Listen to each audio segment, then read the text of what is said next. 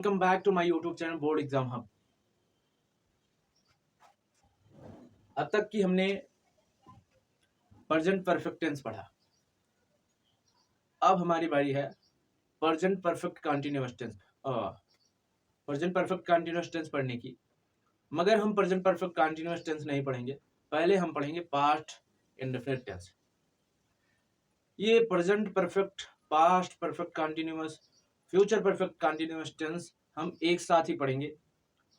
इसके तुरंत बाद हम फ्यूचर इंडेफिनिट टेंस पढ़ेंगे और फ्यूचर इंडेफिनिट टेंस के बाद हम पास्ट कंटिन्यूअस टेंस पढ़ेंगे और पास्ट कंटिन्यूअस टेंस के बाद फ्यूचर कंटिन्यूअस पढ़ेंगे। इस तरह से हम पढ़ेंगे।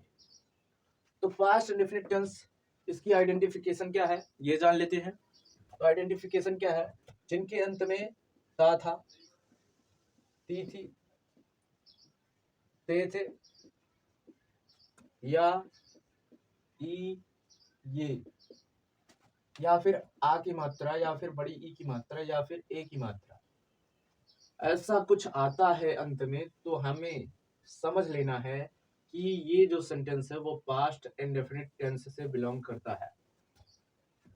अगर मान लीजिए ये सब आते हैं अंत में, तो इनके लिए कौन सी हेल्पिंग वर्ब यूज करेंगे और कौन सी वर्ब यूज करेंगे? तो ध्यान रखिए, हम इनके लिए वर्ब की सेकेंड फॉर्म यूज करते हैं अफर्मेटिव सेंटेंस में। अफर्मेटिव सेंटेंस में वर्ब की डिड प्लस वर्ब की फर्स्ट फॉर्म का यूज करते हैं हम निगेटिव सेंटेंस में, और यही हमारा इंट्रोगेटिव सेंटेंस में भी होता है। लेकिन अगर अफर्मेटिव सेंटेंस होता है तो हमें वर्ब की सेकंड फॉर्म ही प्रयोग करना है, कोई हेल्पिंग वर्ब नहीं प्रयोग करना है इन सब के लिए। पास्ट इंडेफिनिट टेंस की पहचान होगी। अब सेंटेंस हम पहले पढ़ेंगे अफर्मेटिव सेंटेंस।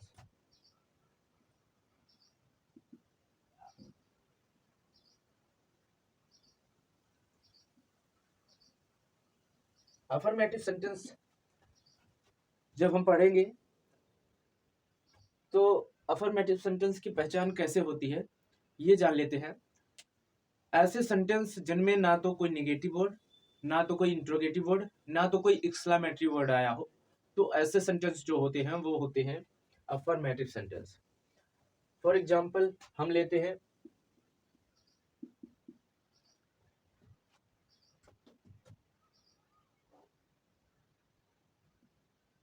तुम उसे जानते थे।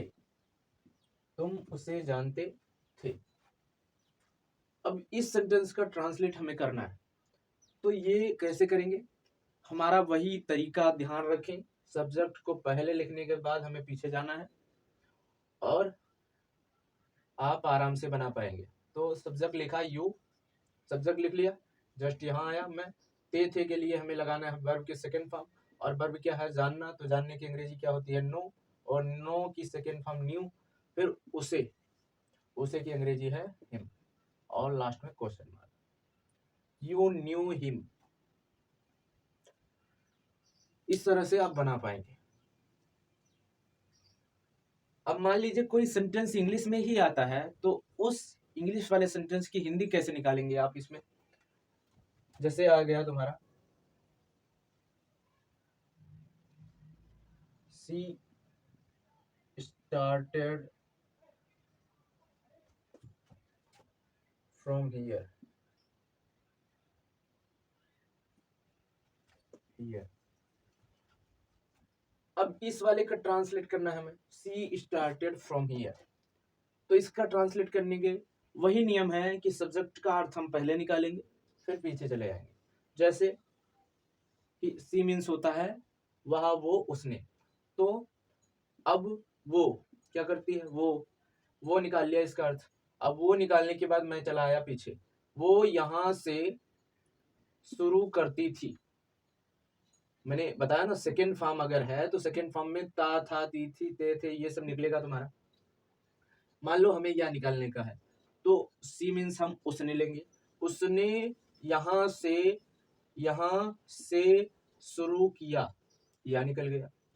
अगर वो निकालते, वो यहाँ से शुरू करती थी, ये तुम्हारा इस तरह से आप पास्ट इंडेफिनिट टेंस के सेंटेंसेस बना सकते हैं, वो भी अफर्मेटिव वाले। फिर अगली वीडियो में हम आपको बताएंगे कि निगेटिव सेंटेंसेस कैसे बनाएंगे आप, और इनसे और भी एग्जाम्पल करवाएंगे। तो आई होप ये वीडियो पसंद आई होगी। वीडियो पसंद आई तो लाइक कर दीजिए, चैनल को सब्सक्राइब कर दीजिए। फिर मिलते हैं अगले वीडियो में, तब तक के लिए बाय।